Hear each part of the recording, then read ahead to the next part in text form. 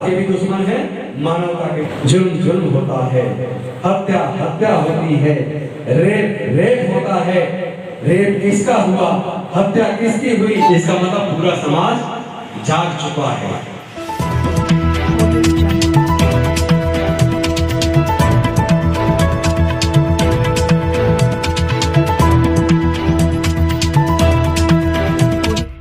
इस news channel पर जो भी वक्ता ने कहा वो उसकी अपनी राय है, जिसकी पुष्टि नेशन न्यूज इंडिया नहीं करता। हमें ये सबक लेना है कि महर्षि वाल्मीकि जी के हाथ में कलम है, डॉक्टर बाबा साहेब अम्बेडकर जी के हाथ में संविधान है और कलम है। हमारे महापुरुषों ने ये बात हमें समझा दी कि हमारे पास धर्मशास्त्रों में लिखकर एक साजिश के तहत हजारों साल तक हमारे लोगों को पढ़ाई लिखाई से, ज्ञान से वंचित रखा गया। हजारों साल तक हमारे लोगों को व्यापार करने से और संपत्ति से वंचित रखा गया। ये बहुत बड़ी साजिश देश के मूल निवासियों के साथ, दलित पिछड़े आदिवासियों के साथ हजारों सालों तक ये साजिश रची गई और हमारे लोगों को ज्ञान से, पढ़ने लिखने से, संपत्ति से, व्यापार से, प्राकृतिक संसाधनों से, यहां तक कि मानव अधिकारों से वंचित रखा गया। जिस तालाब में जानवर मलमूत्र कर सकता था, उस तालाब में भी हम पानी छू नहीं सकता था। ये सबसे ज्यादा दुख की बात तो ये है कि डॉक्टर बाबा साहब अम्बेडकर जी ने पूरा जीवन, अपना पूरा जीवन ये कष्ट झेला। जाति की वजह से, छुआछूत की वजह से पूरा जीवन उन्होंने कष्ट झेला। उनके हमारे हजारों साल की गुलामी को तोड़ने के लिए संघर्ष के दौरान डॉक्टर बाबा साहेब अम्बेडकर जी ने अपने 4 छोटे छोटे बच्चे गंवा दिए। जवानी में डॉक्टर बाबा साहेब की पत्नी माता रमाबाई चली गई। सोचो कितना कष्ट रहा होगा, कितना दुख झेला होगा बाबा साहेब ने। लेकिन उसके बावजूद उन्होंने हमारे समाज के हक अधिकार की लड़ाई को,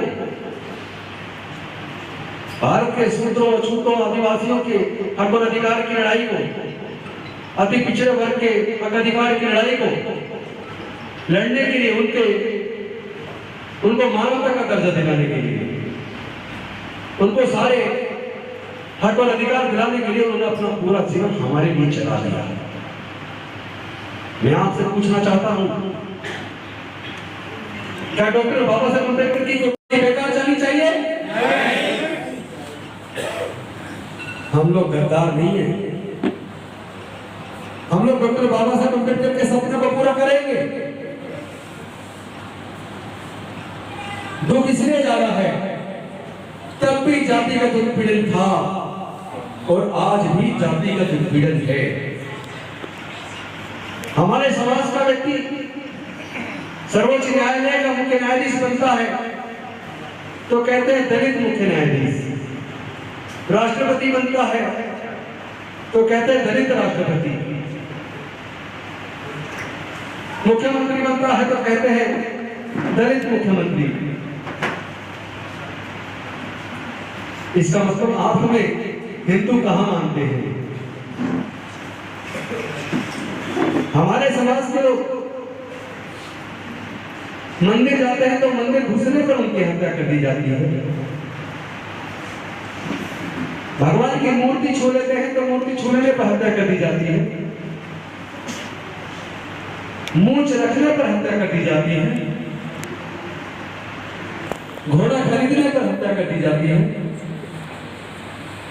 घड़ा छूने पर हत्या कर दी जाती है। और इससे भी ज्यादा शर्मनाक बात तो यह है कि हमारे समाज के लोग, मतलब आम आदमी तो छोड़िए, देश के राष्ट्रपति के तौर पर रामनाथ कोविंद जी जगन्नाथपुरी के मंदिर गए तो उनको मंदिर में घुसने नहीं दिया। अगर एक देश के राष्ट्रपति को मंदिर में नहीं घुसने दिया तो क्या आप राष्ट्रपति रामनाथ कोविंद जी को हिंदू नहीं मानते? अगर मंदिर प्रवेश पर हमारे लोगों की हत्या कर रहे हो तो क्या आप हमारे लोगों को हिंदू नहीं मानते? इसका मतलब जो डॉक्टर बाबा साहेब अम्बेडकर जी ने एनेकेशन ऑफ कास्ट के अंदर लिखा है, जितना ऑपरेशन बेहतर तरीके से सामाजिक व्यवस्था का डॉक्टर बाबा साहेब अम्बेडकर जी ने किया है, वो हमारे और आपके सबके सामने है। आए दिन उत्पीड़न की घटना पिछले दिनों ना केवल इंद्र मेघवाल की गला छूने पर हत्या हुई, ना केवल जितेंद्र मेघवाल की मूंछ रखने पर हत्या हुई, बल्कि राजस्थान के अंदर एक हमारी बहन का उनके पति और बच्चों के सामने सामूहिक बलात्कार किया गया। उत्तर प्रदेश के अंदर एक मूर्ति छोड़ने पर प्रतापगढ़ के अंदर हमारे समाज के एक व्यक्ति की हत्या कर दी गई। तो कहते हैं कि हमने उनकी भावनाएं आहत की। हजारों साल से आप हमारी भावनाओं को आहत नहीं कर रहे हो, हमारी बहन बेटियों की इज्जत लूट कर हमारी इज्जत को मान सम्मान को तार तार कर रहे हो। शर्म नहीं आती तुम्हें? देश के प्रधानमंत्री चुप क्यों रह जाते हैं? हमारे समाज के ऊपर होने वाले जुल्म जाति के खिलाफ बोलते क्यों नहीं है? देश के गृह मंत्री चुप क्यों रहते हैं? देश की तमाम पार्टियों के बड़े नेता चुप्पी क्यों साध लेते हैं? हमारा दिल दुखता है। तुम हमारा कत्ल भी कर दो तो उसे गुनाह नहीं मानते। हम मुंह से बाबा साहब की प्रतिज्ञाएं दोहरा दें तो हमारा कत्ल करने को उतारू हो गए। हमें धमका रहे, मारने की धमकी दे रहे हैं, सोशल मीडिया पर भी और फोन पे भी गालियां दे रहे हैं। आप राजेंद्र गौतम की हत्या कर सकते हो, उसके परिवार की हत्या कर सकते हो, लेकिन डॉक्टर बाबा साहब अम्बेडकर के रास्ते पर चलने से राजेंद्र गौतम को रोक नहीं पाओगे। आज मुझे उसी गर्व और गौरव की अनुभूति हो रही है जिस वक्त 1951 में डॉक्टर बाबा साहेब अम्बेडकर हिंदू कोड था, उसके अंदर डॉक्टर बाबा साहेब अम्बेडकर ने देखा भारत के अंदर महिलाओं को पति के मरने के बाद पूरी जिंदगी सरमुड़ा कर अंधेरे कमरे में रहना होता था। उनको दूसरी शादी करने का हक नहीं था। पुरुष चाहे 10 शादी कर ले, लेकिन महिला अगर जवानी में भी विधवा हो जाए तो उसको शादी करने का हक नहीं था। सर मुड़ाकर पूरी जिंदगी अंधेरे कमरे में गुजारना होता। तमाम हिंदू महिलाओं का, किसी एक जाति की बात नहीं कर रहा। पति अगर छोड़ दे, गुजारा भत्ता लेने का हक नहीं था। पति कितना ही जालिम और क्रूर क्यों ना हो, हिंदू महिलाओं को तलाक लेने का हक नहीं था। अगर उनको बच्चे पैदा नहीं होते, बच्चे गोद लेने का हक नहीं था। पति और पिता की संपत्ति में हक नहीं था। डॉक्टर बाबा साहब अम्बेडकर हिंदू कोड बिल के माध्यम से हिंदू महिलाओं को पुरुषों के समान अधिकार दिलाना चाहते हैं। पति की मृत्यु के बाद महिलाओं को दूसरी शादी करने का हक दिलाना चाहते हैं। पति अगर जालिम और क्रूर है, मारता पीटता उत्पीड़न करता है, तो भारत की हिंदू महिलाओं को तलाक लेने का हक दिलाना चाहते हैं। पति अगर पत्नी और बच्चों को छोड़ दे तो बच्चों के लिए और पत्नी को अपने लिए गुजारा भत्ता दिलाना चाहते हैं।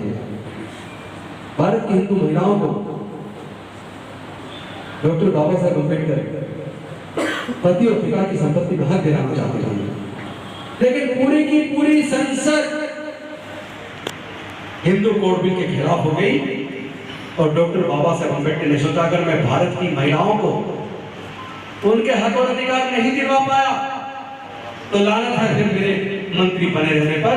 उन्होंने कानून मंत्री के पास से ठोकर मार दी।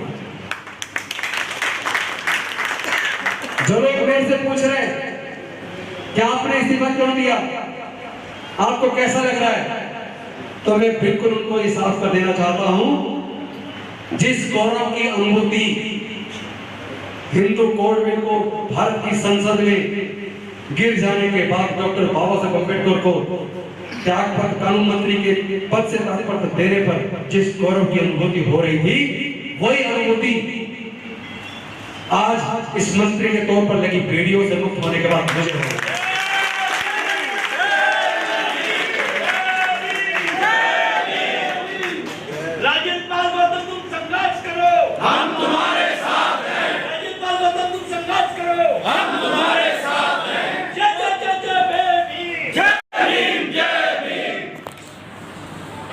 कोई और साथ हो या ना हो,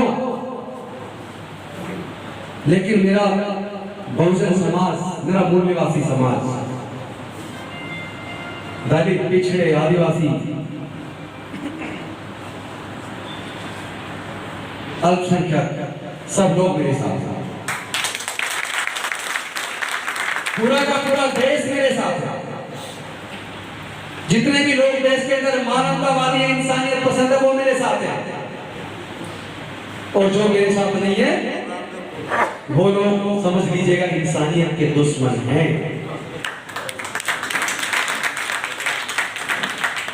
मेरे समाज को तय करना है, खुद देखना है कौन लोग हैं जो न्याय के साथ हैं और कौन लोग हैं जो अन्याय के साथ हैं।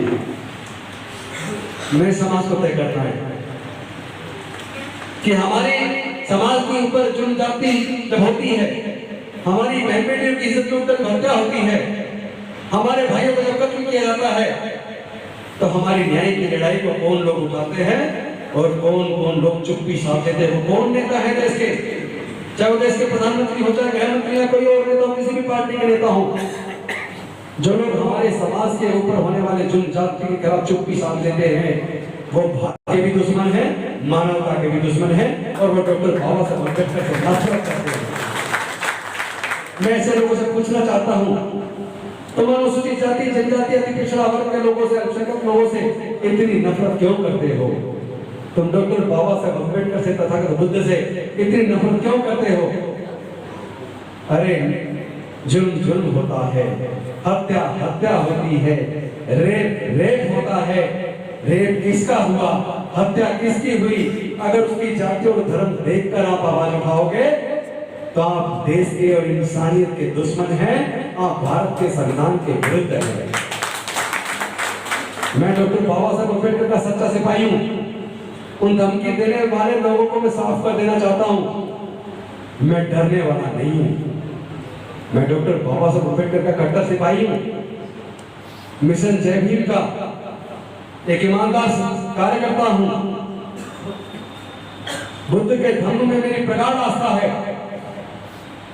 या तो भारत की सरकार, तमाम राज्य सरकारें एक लक्ष्य तय कर लें, जब तक भारत से वो छुआछूत को दूर नहीं कर देते, जब तक वो जातिवाद से भारत को मुक्त नहीं कर देते, जब तक वो भारत में रहने वाले सभी धर्मों के लोगों को, सभी जाति के लोगों को समान रूप से, संवैधानिक दृष्टि से नहीं बल्कि व्यवहारिक दृष्टि से भी समान आचरण न करें,